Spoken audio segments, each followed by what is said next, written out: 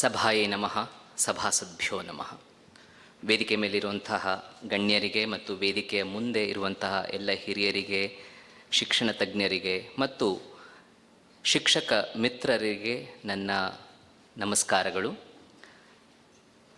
ಪ್ರಾರಂಭದಲ್ಲಿ ಮತ್ತೊಮ್ಮೆ ನಾನು ಯಾರು ಈ ಒಂದು ಸಂಕೀರ್ಣದ ಆಯೋಜಕರಿದ್ದಾರೆ, CMDR ಮತ್ತು ಸೆಸ್, ಈ ಎರಡೂ ಸಂಘಟನೆಗಳು, ಸಂಘಟನೆಯ ಪದಾಧಿಕಾರಿಗಳು ಮತ್ತು ಪ್ರಮುಖರಿಗೆ ಅಭಿವಂದನೆಯನ್ನು ಸಲ್ಲಿಸಲಿಕ್ಕೆ ಇಷ್ಟಪಡ್ತೇನೆ. ಈ ರೀತಿ ಒಂದು ಉತ್ತಮವಾದ ಒಂದು ವಿಚಾರವನ್ನು ನಿರಂತರ ಮಂಥನಕ್ಕೆ ಒಳಪಡಿಸಬೇಕು ಅನ್ನೋ ದೃಷ್ಟಿಯಿಂದ ಈ ರೀತಿ ವಿದ್ವಾಂಸರನ್ನು, ಗಣ್ಯರನ್ನು ಕರೆಸಿ ಒಂದು ಚರ್ಚೆ, ಚಿಂತನ, ಮಂಥನವನ್ನು ಆಯೋಜಿಸಲಿಕ್ಕಾಗಿ CESS and CMDR, we are really grateful for you for having organized this wonderful event where this kind of interactions, this kind of triggering that needs to take place at this point of time, especially given the context that we are in, with the NEP coming in, with the kind of receptivity that's there in various aspects of our social, political and our common day life. So given all these situations, I think these kinds of discussions are absolutely necessary. And I'm also thankful to all the speakers of the day because they have brought about whatever is the topic that's given to us, integrating Indian knowledge systems. When Professor Dayanand Askar spoke, or Dr. Pushpa Saudati ma'am or Professor Sushma Yadav spoke, I think they have brought various dimensions of what is IKS, why do we need IKS, and how to integrate them. In fact, I could have continued to listen to you, ma'am. I would have been happy to part my time with you. But I'll continue with the same framework as to what, why, and how.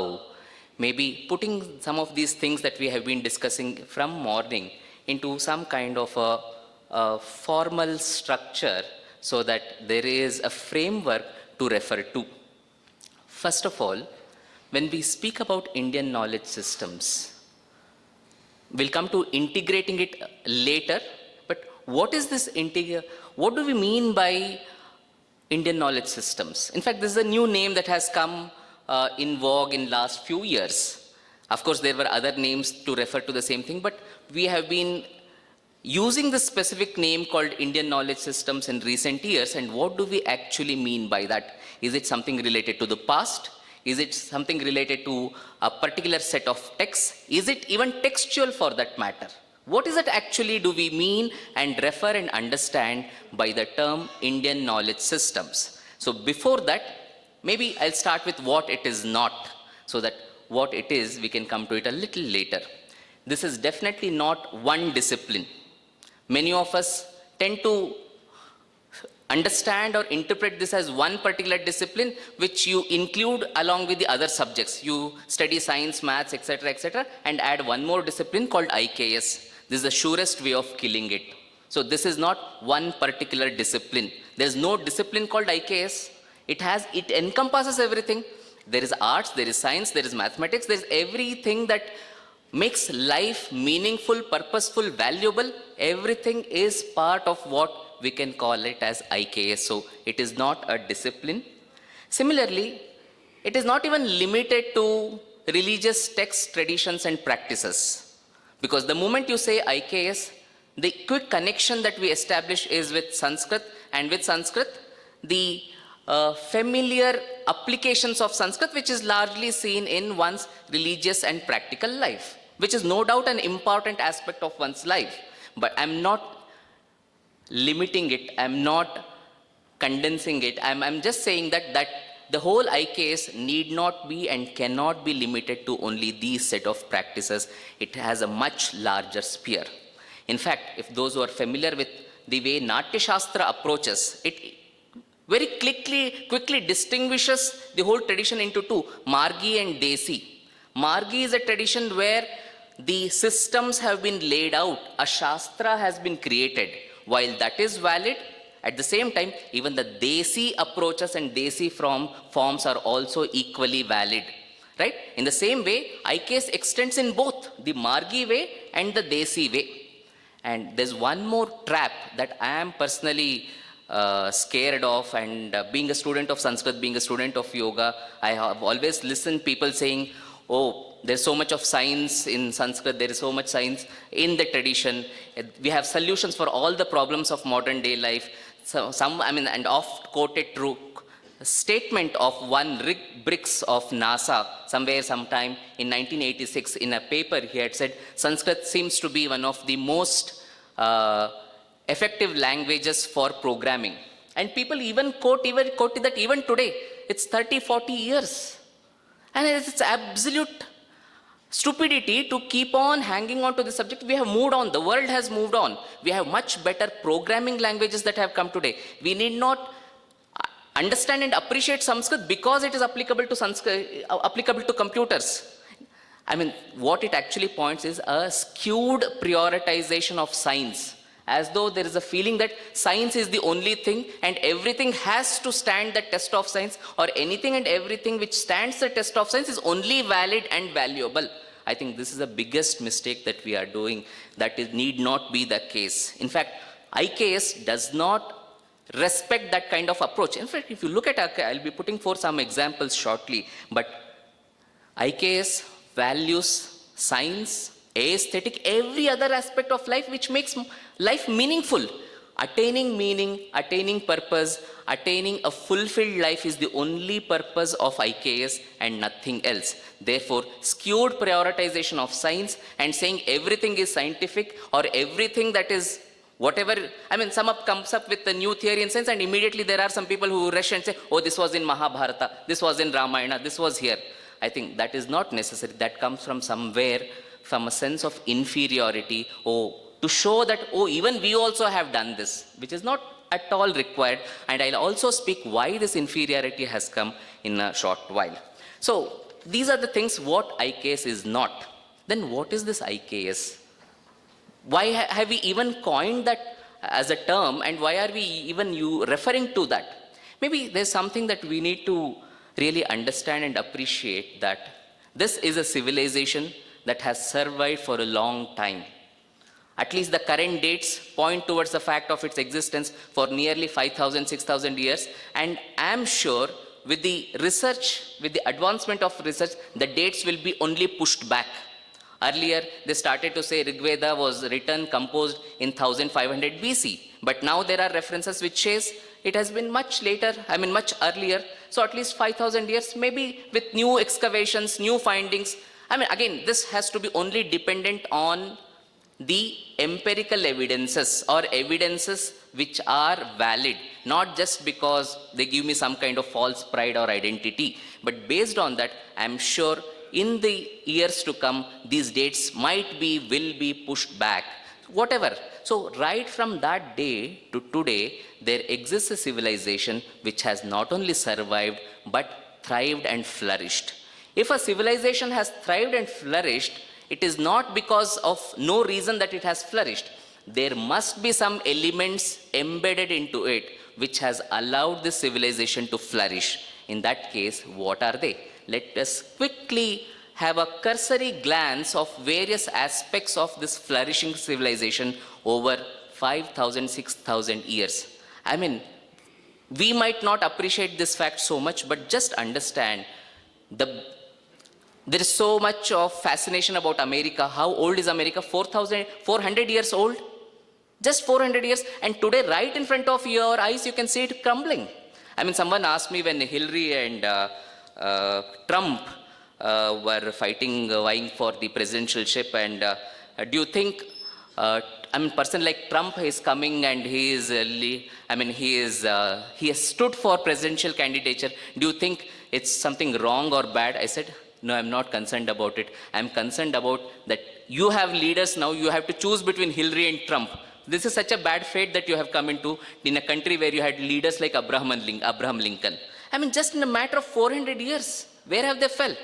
Today, Europe is a toothless animal. It shouts, it crips, it's doing everything about what's happening between Russia and Ukraine, but they have not a single say. They couldn't do anything, right? The whole world, just in a matter of 300, 400, 500 years, you can see the cycle changing, position changing. But here is a civilization which has not only survived but thrived over 5,000, 6,000 years. Then what made this happen? First, if a civilization has to flourish, the economy should be good. How did we do?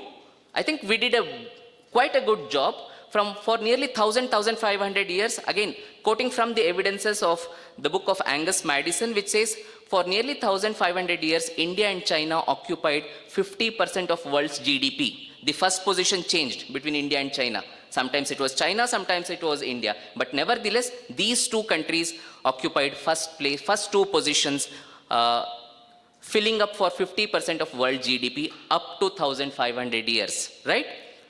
Not just that. Why did people come search for looking for India? Where did Columbus wanted to go? Where did Vasco da Gama wanted to go? After the fall of Constantinople, every damn culprit who was thrown off their country, every damn profiteer wanted to come to India so that they can make money out of spices, they can make money out of other imports and exports. If it was not Sone ke Chidiya, why did people come here? So, economy, I'll just quickly jump through various aspects. Economy, I think we have fairly good reason to believe that we did well. Second, when it comes to art and architecture, ma'am was, I think sir was showing the images of Virupaksha temple here.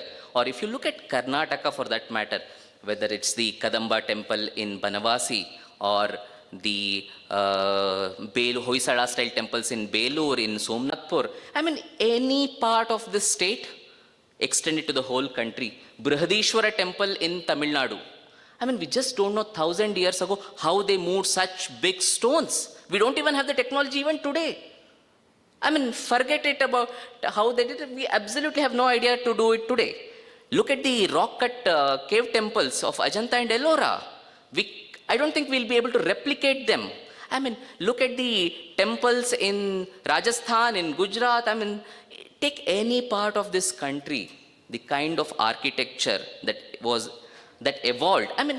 All, not just temples, it could be palaces, it could be other buildings. There was such an architectural wisdom that was there, which is, again, we don't know how to harness it. So art, and again, I need not speak about arts. Even today they are flourishing.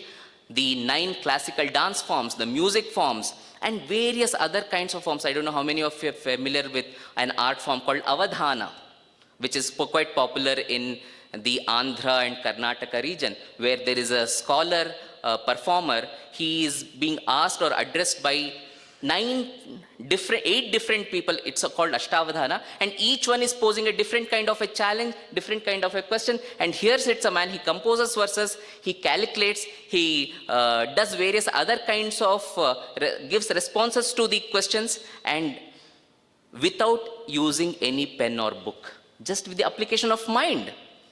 There were Ashtavadhanis, there were Shatavadhanis. In fact, in Bangalore, we have a great scholar called Shatavadhani R. Ganesh, who is quite capable of it. And we have references of Sahasravadhanis, just with the application of mind and combining with art. This is the beauty that emerges there.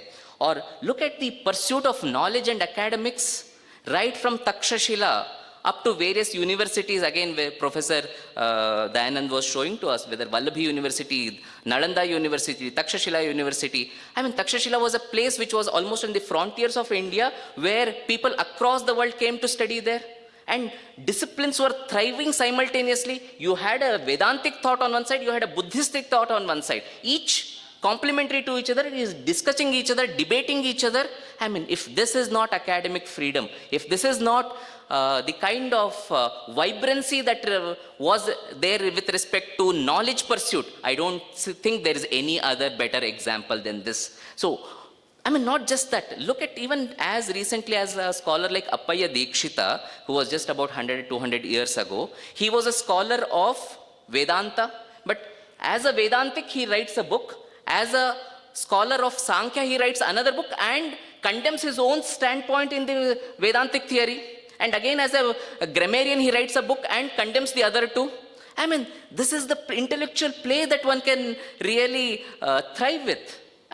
What better accomplishment can you imagine? So this whole intellectual heritage, right from universities to people to the kind of disciplines that they have developed. Ma'am was speaking about Vyakarana Shastra, which gives such a beautiful framework. In fact, the modern linguistics emerges only out of its interaction with Sanskrit grammar. That happened about 100 and 150 years ago, right? With the kind of, after the study of Paninian grammar and the way they understood how a kind of framework can be developed, then they thought, oh, perhaps there should be this kind of a framework to study and understand words, semantics, and language, and that's where linguistics came into existence, right? And in that grammatical text or grammatical tradition, which is a living tradition even today, you have people, I mean, the approach is so beautiful. It says, in some place, Ukta, Anukta, Durukta Chintanam. Ukta, I mean, there's a particular kind of text called as Vartika, which analyzes what has been said, what has not been said, and what has been wrongly said. This is something extremely important. Just because it's part of a tradition, it doesn't mean everything is sacred and we will not question it. Durukta Chintanam very clearly means that you criticize something if something is wrong. You criticize, you analyze if something has been left out. Ukta Anukta Durukta Chintanam. I mean, extending it further. This, I think, is one of the greatest achievements of the past, where the knowledge was liberating. Sa Vidyaya Vimuktaye, which has been the tagline of many of our organizations here. Just look at this statement from Taittiriya Upanishad, where this is the address given by the teacher to a graduate who is finishing his graduation, and where he says, look, when you go out, when you enter the test of life, there could be occasions where you might have to deal with how to be and what to do. This is a question that even we face today. Karma vichikitsa, how to do, how to act in a given situation, given the complexities of life, how do I act? Vritta chikitsa, how do I be, how do I behave? So behaving and acting are the questions of any youngsters today. And what does the teacher say? He doesn't say, whenever you have doubts, refer to me, look at me. Or he doesn't say, refer to this particular book, chapter number 5, verse number 6.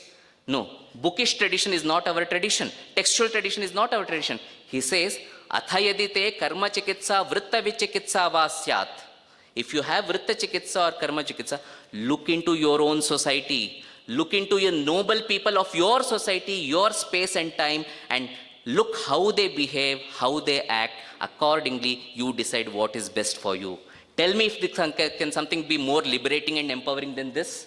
It cannot be. If you say, refer to book number 6, this is how you have to be, refer to this one, you are just taking off the power of them. But here it empowers the individual. I don't think there can be a better graduation ceremony than where this kind of guidance and advice can be given. So when it comes to pursuit of knowledge, academics, this was where we were. And again, the organization of social and political life, I won't go into the detail. Individual freedom, I just refer to it. I mean, many people say, they say that there was some sort of a religious hegemony here. I think all these kinds of accusations come out of ignorance. Look at even a very simple puja that when people do, of course puja can be technically classified as a religious practice, but the way they do it, I don't know how many are familiar and connect with that. It says, say if you're doing a bhumi puja, you're constructing something and doing a bhumi puja, there they say, Kula Devata, the Devata of your family. Whatever you consider as God or your family consider as God, that is one. Then you have Ishta Devata. Forget the Kula part. What is that idea that you connect with as an individual? Your family deity might be one thing, but just the creating of a structure where you can have your own deity. Ishta Devata. Then Kshetra Devata. There is something, the powers that govern a place. Okay? Kshetra Devata. And then the tools that are used there. So that you have identified sacredness, but the sacredness is not limited to one idea. So even when it came to religious practice, there was this kind of democratization that had happened. Okay? Then the purpose largely was spiritual growth and transformation. I don't want to touch upon this much. Diversity and coexistence. I think Even today, when I say that's why IKS is not about past, these are some things that continue even today, diversity and coexistence. We get carried away by some instances, some newspaper headlines that we see often, but just look at the kind of diversity in various things, whether it comes to languages. Okay, 22 official languages. There are about 200 languages which are doing well in this country, and more than 2,000 languages, including the dialects that are there, right? But today they are dying for a different reason. I mean, just to speak about the diversity again in terms of language, this is the land of Varakavi Dara Bendre. His mother tongue was Marathi. He studied, he had his higher education in Ferguson College in Pune. But in which language did he write poetry? Which language did he enrich? Kannada. So there are many Kannada poets whose mother tongue was Telugu, whose mother tongue was Tamil. None of the Indian languages fight against each other. If we are fighting it today, that again stupidity and ignorance.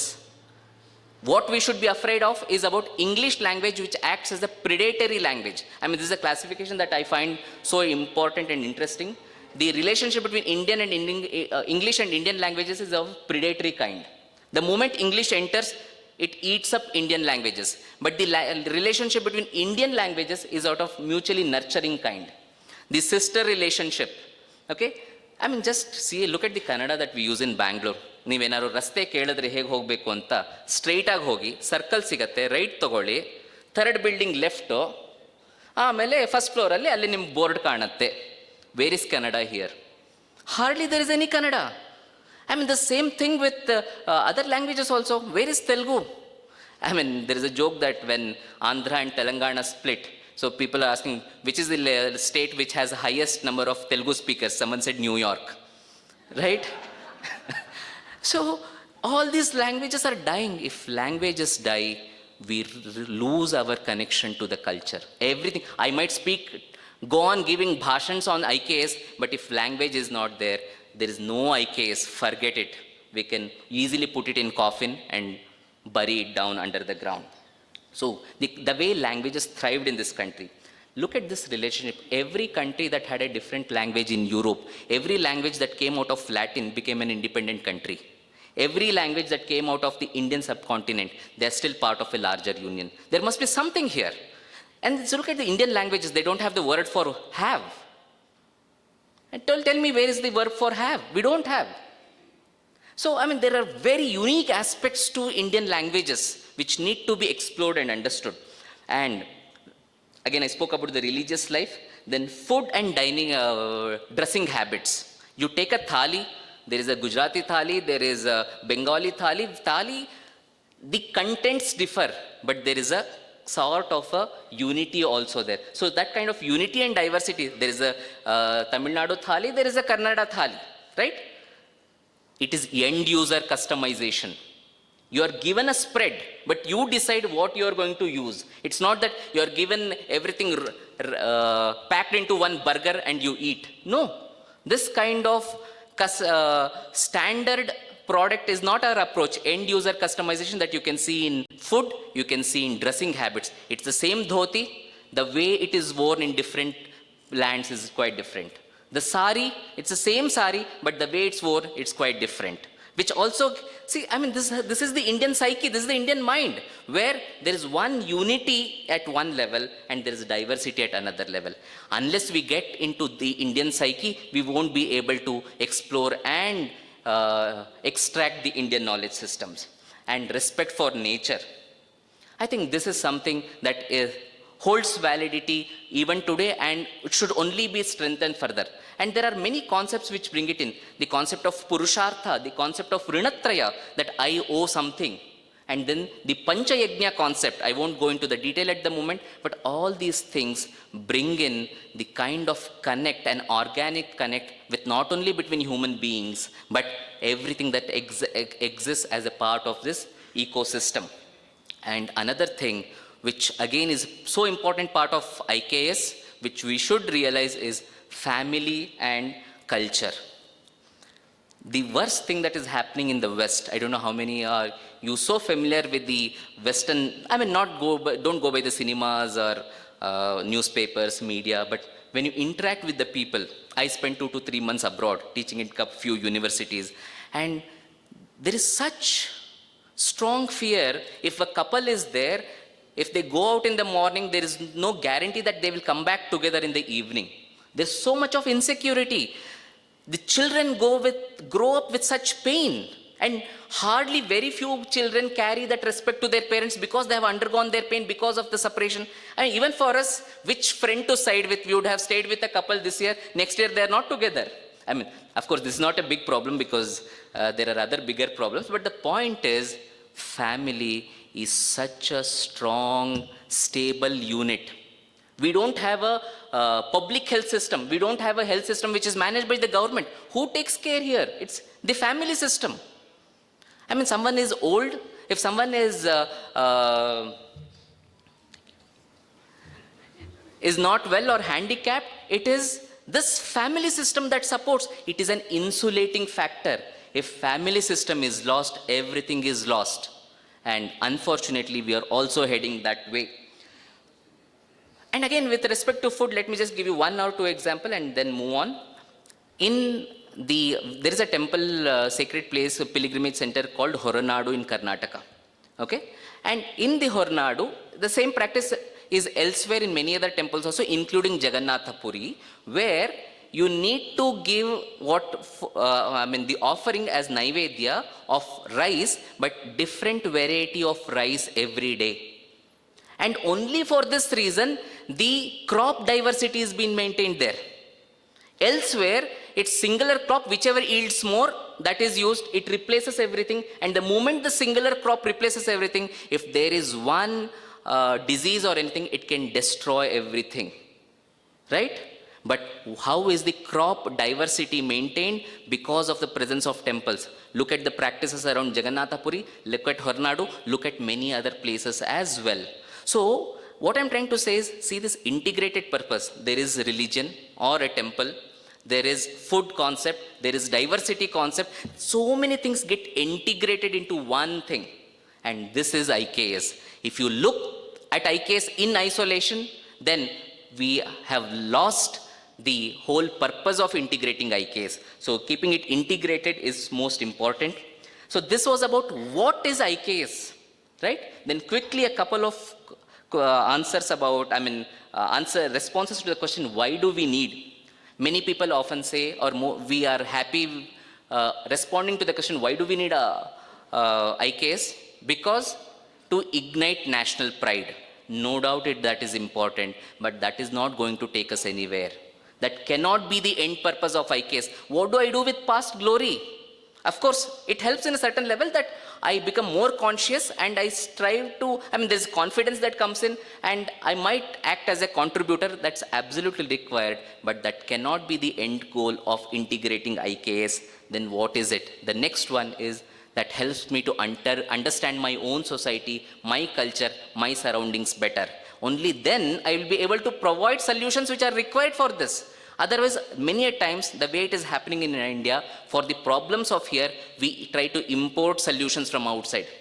There is a problem in terms of cleaning, you bring machinery from outside. For everything, machinery and technology, as though that is the only God.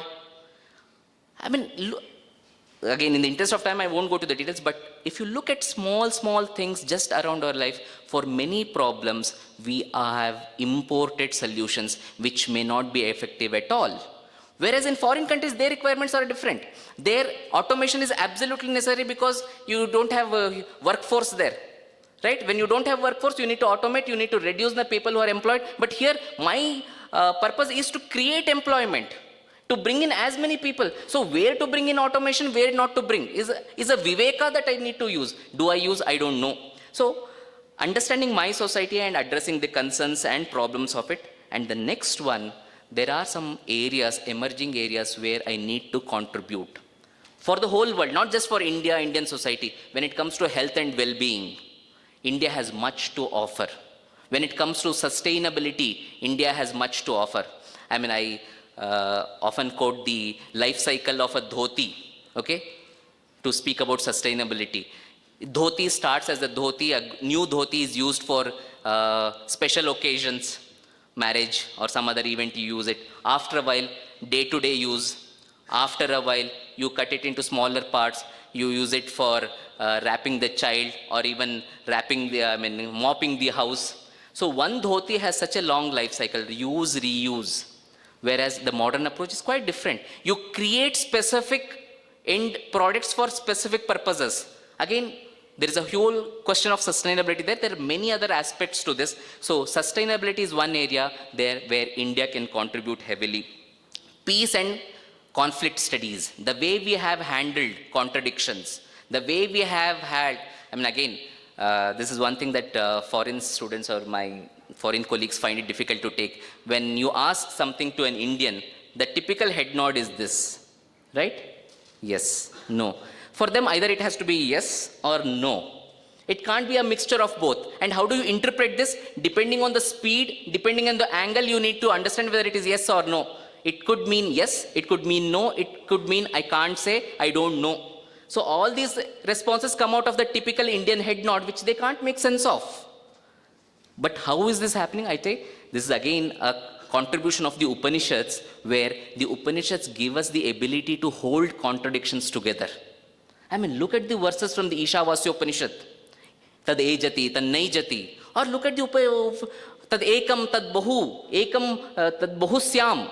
All these kind of approaches and understanding, nuanced understandings that the Upanishads bring, I don't think any other text, except for some special realizations that we find in Rumi or Teresa of Avila in the West.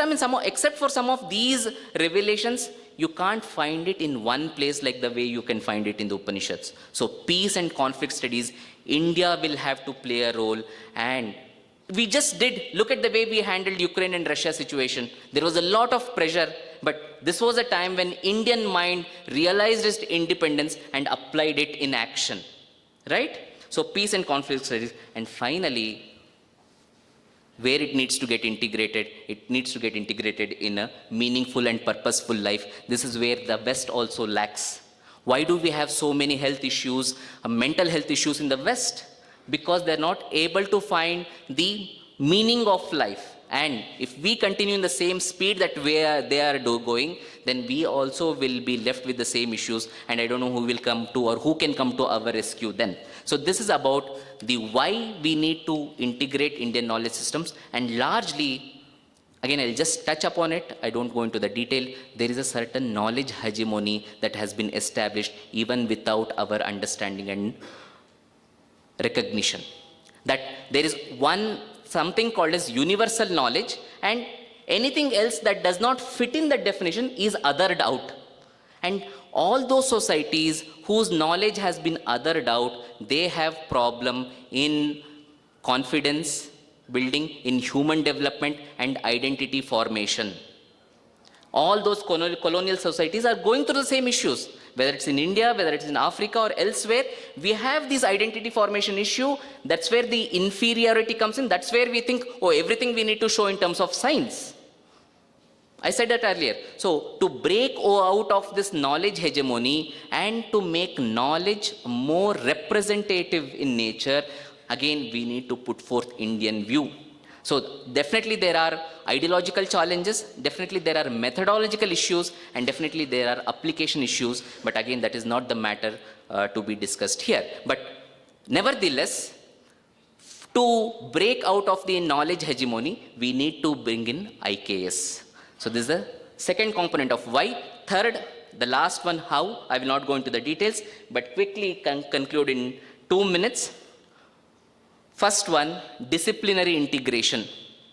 Don't bring it as a separate subject. That's what we have done. In 11th and 12th standard, we have a separate textbook of IKS. Of course, in the initial stage, it might be required because we are rediscovering ourselves, but eventually it should not be a separate subject. If I'm reading mathematics, if I'm studying mathematics, Leelavati should be part of it.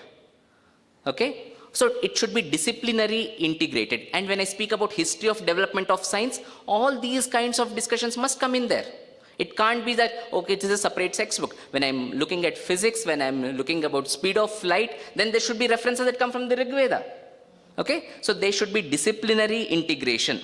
Second, again, at this moment, what is helpful is to invite scholars to develop courses and scholars in such a way that it has been done collaboratively. One disciplinary knowledge person and the other one from who has a better access to IKS, they sit together, work together. Ma'am was referring to ethics. So when I speak about ethics, there is a lot of discussion, contemporary discussion of ethics. There is also a traditional wisdom that comes. I mean, in Mahabharata discusses ethics at many sections.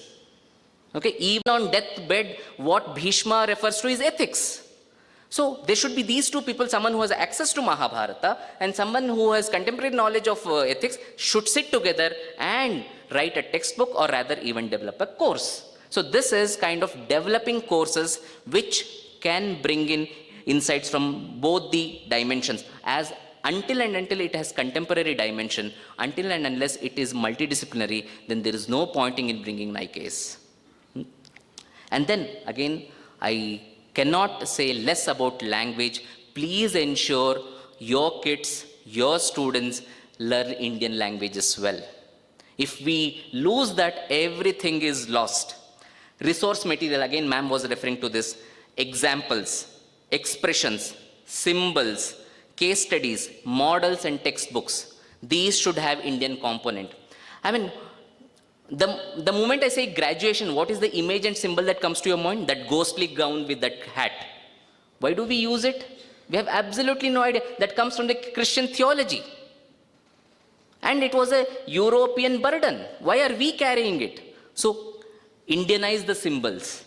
Indianize the expressions. The images that are given. In many hospitals, if you look at, especially in maternity hospitals, a lot of images of the kids are foreign kids. And see what it does to the human mind, Indian mind. It gives you a feeling that only if a baby is as fair of the kid as that is shown, that is superior or that is respectable and acceptable. If it is dark skinned, then it is inferior.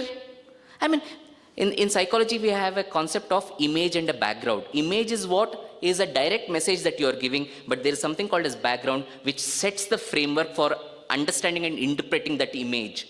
And a lot of this happens in this background. So can we change that background? And this is not difficult. Again, see, when I'm saying these examples, I'm mindful of the fact that there are changes I can do as an individual, the changes I can do as an institution, the changes that we need to do as a society and a policy-making government. So I'm not worried about the government at the moment, what I can do at my level, what I can do at my institution. And when we speak about innovation, I mean, we bring in examples from outside country. I mean, I was flabbergasted when I looked into the work of G.D. Naidu. How many of us know G.D. Naidu? I don't know. I mean, he was a master innovator. Take any field, right from creating an automated razor in 1930s, up to TV, up to Siddha medicine. I mean, take any walk of life, there was some contribution of G.D. Naidu. And he even did not finish his 10th schooling. How many of us know? So examples that come, references that come, icons that we project, all these things can be Indianized. And wherever it is not there, we need not have a false pride. We can easily borrow. And that's not necessary. Oh, we need to show a plastic surgery if that was not there. Of course, plastic surgery was there. But there are other things we forcefully fit in, which is not required. So what is, again, this is IKS. It is not based on a false identity and false pride. Okay? And then art forms, ensure the children get exposed to various art forms. If they learn Dasa Sahitya, a lot of stories they would have understood, right? And again, when it comes to academics, going back, research, we need to deal with some epistemological questions, which only through why I'll tell you. We wrote a paper on life and experience of Ramana Maharshi in a psychological manner. And we sent to one of the noted psychological journals, and they said that the paper is very good, but we suggest that you send it to a religious journal. So this kind of categorization, reductionism of knowledge is something that we have to fight in the longer run. Again, fighting is not against something. We don't have to create an enemy for this. But this is a debate that has to ensue. And I'm sure this kind of debates, discussions will definitely lead towards that. And lastly, again, ma'am was also referring to this, to develop our own parameters, yardsticks to measure our progress. The way a tiny Bhutan, it challenges the Western hegemony and says, I don't accept your GDP. Let me present my own gross national happiness as a model. Of course, Bhutan can do. It's a small country and it's completely supported from outside. That's a different story. But can we have our own yardsticks? Can we have our own measurements which will take into consideration all these multiple, multi-dimensional aspects of our Indian life and accordingly measure? I think this is where again we have a lot to do and we can do. The material is available, the resources are available. It's only demands and calls for the application of mind. And I think these are some of the quick responses I had as to how we can integrate. And with this, I apologize for the time that I have taken, more time than I was allocated. And I hope this will enable continued dialogue, because we don't have answers for many questions. Even when we are speaking and responding here, we are coming from a particular indicative or suggestive nature which needs to be taken in, tested, discussed, perhaps reformed. I mean, there's a long way to go. So we don't have definitive answers, but there's definitely a need to engage with these questions. And with that, I thank the organizers once again and the esteemed audience who have been here for their patient listening. Thank you very much.